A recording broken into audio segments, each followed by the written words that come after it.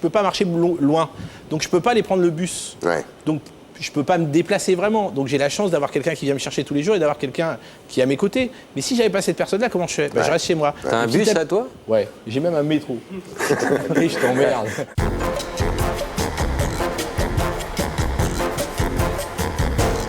Alors, vous êtes ici ce soir donc pour nous parler de la sclérose en plaques. C'est très étrange pour moi d'être là parce que d'habitude je suis là pour dire des conneries. Si tu arrives à nous faire marrer avec la sclérose en plaques, chapeau, hein, c'est sûr. Je pense que je ferai pas marrer avec la sclérose en plaques, puis c'est pas le but du jeu, mais voilà, c'est assez intimidant. Ouais. Voilà. Alors, il y a 15 ans que tu te bats contre cette maladie, c'en est où? Quand j'ai eu ma maladie, une amie m'a dit un jour, cette maladie tu la traites de deux manières, ou comme une ennemie ou comme une amie.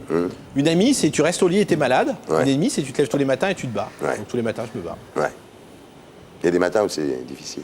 Il y a des matins où c'est difficile, des matins où c'est moins difficile. Et puis moi, j'ai la chance de m'être organisé une vie parce que j'ai gagné de l'argent qui fait que ma vie est plus facile que pour d'autres qui ont moins d'argent, qui sont seuls. C'est pour ça que je fais ça aujourd'hui aussi. Alors, c'est une maladie qui a été décrite depuis le 19e siècle, au départ par Charcot, mais dont l'origine reste inconnue. Il y a à la fois des prédispositions génétiques et puis à la fois des facteurs environnementaux, mais on ne sait pas très bien d'où ça vient en fait. C'est une maladie très bizarre. Ça touche plus les femmes que les hommes, plus le nord que le sud. On ne sait pas si... On pense qu'il y a un facteur génétique sûr et certain, mais où il est, on ne sait pas. Est-ce que c'est viral, est-ce que c'est pas viral? En tout cas, ça touche beaucoup les jeunes de moins de 30 ans. En France, pratiquement 200 000. C'est beaucoup de monde touché par cette maladie. Et c'est une maladie étrange parce que je pense qu'il y a plein de gens qui ne savent pas encore que j'ai cette maladie. Parce qu'on me voit assis et ça va. Ouais. Et en fin de compte, j'ai du mal à marcher comme on peut le voir. Et voilà, donc on ne s'en occupe pas vraiment. Ouais. C'est malheureusement le premier cas d'invalidité après les accidents de la route chez les jeunes. Ouais. C'est quand même beaucoup. Ouais, c'est beaucoup. Et ça touche beaucoup de jeunes.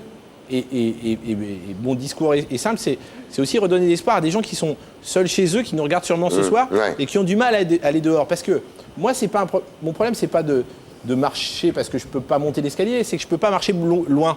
Donc je peux pas aller prendre le bus. Ouais. Donc je peux pas me déplacer vraiment. Donc j'ai la chance d'avoir quelqu'un qui vient me chercher tous les jours et d'avoir quelqu'un qui est à mes côtés. Mais si j'avais pas cette personne-là, comment je fais? Je reste chez moi. T'as un bus à toi? Ouais, j'ai même un métro. Et je t'emmerde. Je vous ai fait marrer. Ils sont puissants. Voilà. Alors, c'est une maladie du système nerveux central, c'est-à-dire cerveau, nerf optique, moelle épinière.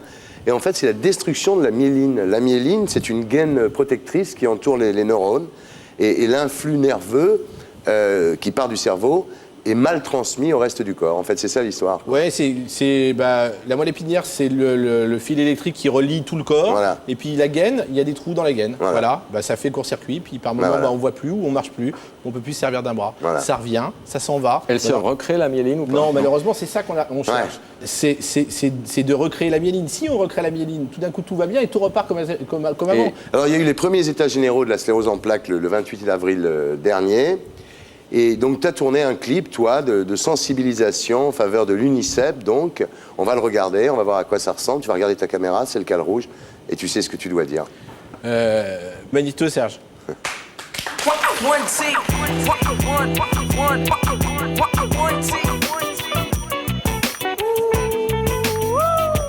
Vous dansez?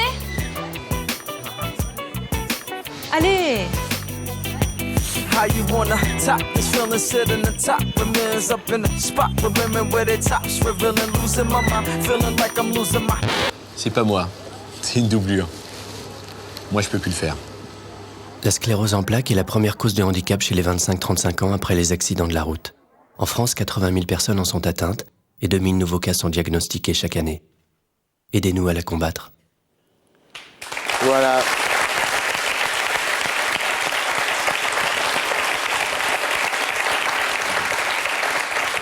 Merci. C'est Sachi qui m'a proposé ça. Ouais. Et c'était recommandé par l'UNICEF. Et l'idée, c'était au début que je sois acteur dedans. Et j'ai dit non, j'aimerais bien la mettre en scène. Ouais. Et j'ai demandé à la mettre en scène parce que je voulais aussi pouvoir en parler en disant on peut faire des choses tout en étant malade. Ouais. Parce que c'est ça qui m'importe. C'est dire donner une chance aux gens qui sont malades. Ils peuvent bosser. Ils peuvent travailler. Donc c'est pas parce que quelqu'un a la sclérose en plaques qu'il faut absolument dire non, on va pas le prendre lui, on va prendre le bien portant. Il y a des mecs qui pensent. Enfin, j'ai pensé quelques années. Ouais. Donc ça marche encore. Et toi, tu as une activité absolument normale, non? Oui, je me lève tôt le matin et je me couche tard le soir. Voilà. Ouais. Non, mais si j'ai une activité normale de producteur, normale, je perds de l'argent, tout ça, ouais. Et pour être sûr de ne rien rater de Inarditube, abonnez-vous et mettez un pouce bleu.